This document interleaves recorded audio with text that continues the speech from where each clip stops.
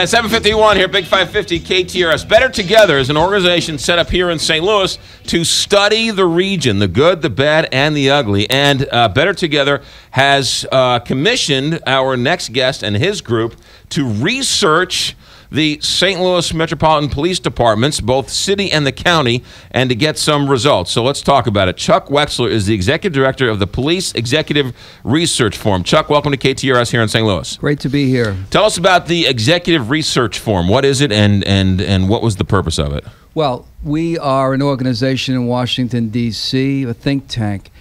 We just wrote guidelines on body cameras. We've done, studies all over the country, worked in St. Louis, worked in Wells, Goodfellow, and St. Louis. Know this area. Better Together came to us about July of last year and said, what should ideal policing look like in this area? And it was interesting, that was before the whole Ferguson issue in August. Right. And so we have been here on the ground for the last 7 months, kind of looking at policing in the city, in the region, right, and all over. We'll get to your report in a second, but I want people to sort of understand who you are. You're an organization that cities and counties and towns and states go to and say, give us an independent assessment of what we're doing. Right, right, exactly. For example, we just did a study on the San Diego Police Department. They had a series of officer misconduct cases, and we did that. We were hired by the Border Patrol to look at use of force along the border of Mexico. We've been hired by the city of Los Angeles, San Francisco, Dallas, Houston to help them select police chiefs. We've written guidelines on tasers in 2005, 2011. So we are an independent think tank. We are made up of police executives, but our reputation is really to call it as we see it. Okay, so Better Together hired you. You were here. The report is in. Is it true, Chuck Wexler, that you have seen things in St. Louis City and St. Louis County that you've never seen before? I think the combination of things, I think between the amount of crime, the amount of violent crime, I think the cost of crime. I mean, if you look at it, for a year it cost this city and county $1.5 billion. If you could just reduce your homicides by 10%, you'd save $100 million, 20%, $200 million. But the reason why we say it's different than other places is this whole crazy business of some of these municipalities with the whole revenue thing. Mm-hmm. It's just crazy, and it puts the police in a horrible position. Have you not seen anything like this in other cities where they have so many municipalities? It's not like this anywhere else? Well, on the revenue part of it, look, there's 18,000 police departments in the country, of which 90% of them are like 50 officers or less. So having a lot of small police department isn't unique. What's unique is how they are using their role to stop citizens at a high rate, to charge. I mean, we had 6 town hall meetings.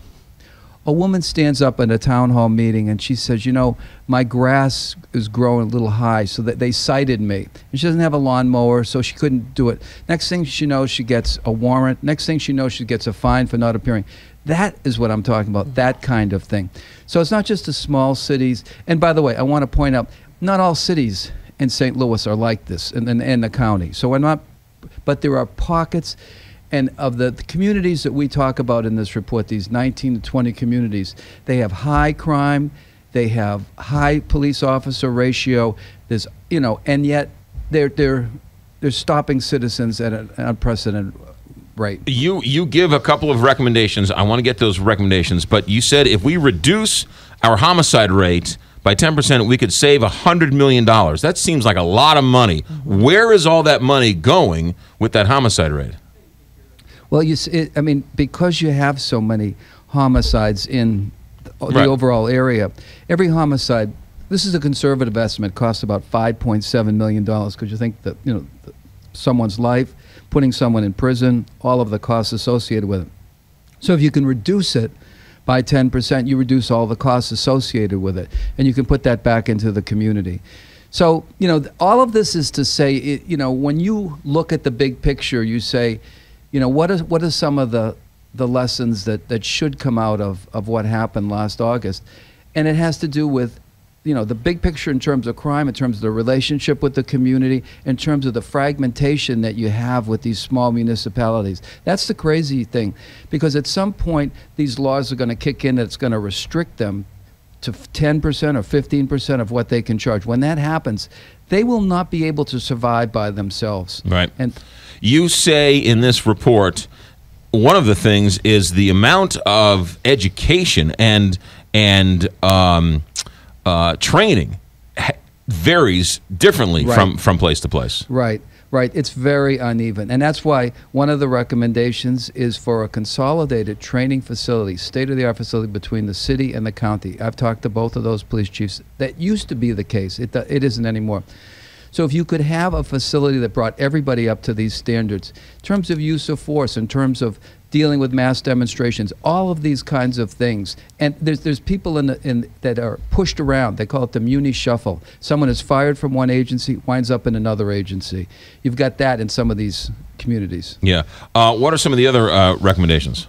Well, I mean, I think it's looking at crime in a regional context. The whole thing is, what would really be unique is to take this region and say, crime moves around. Let's have CompStat. Let's have information that we can get. Let's have the community involved. A big part of this is winning back the trust, I think, of the community. And so a lot of this would be, reaching out and seeing the private sector step up and invest in this. Have you seen anywhere where, you mentioned all these towns. We pick on Pine Lawn because the police chief there is also the family attorney for Michael Brown's family. So we pick on Pine Lawn with 3,200 people and 17,000 tickets and 23,000 warrants. Do you see that in other places, in other major metropolitan areas where these towns live, 50% of their revenue is generated by tickets? I haven't seen it. Now, as I said, there's 18,000 police departments. Does it exist somewhere else? Probably. I'm sure you could find it.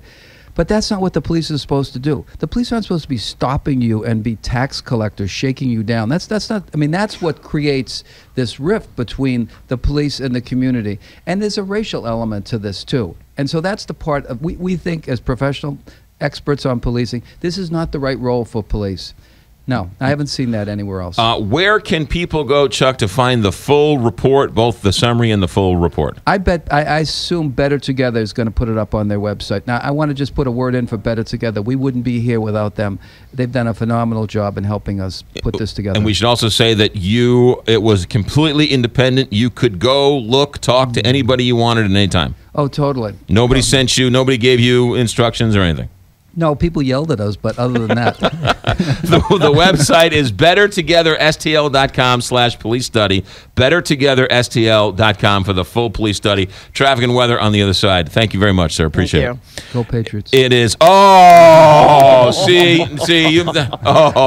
I'm speechless. See that? Just like a cheater. Gets in the last second. 8 o'clock, KTRS St. Louis.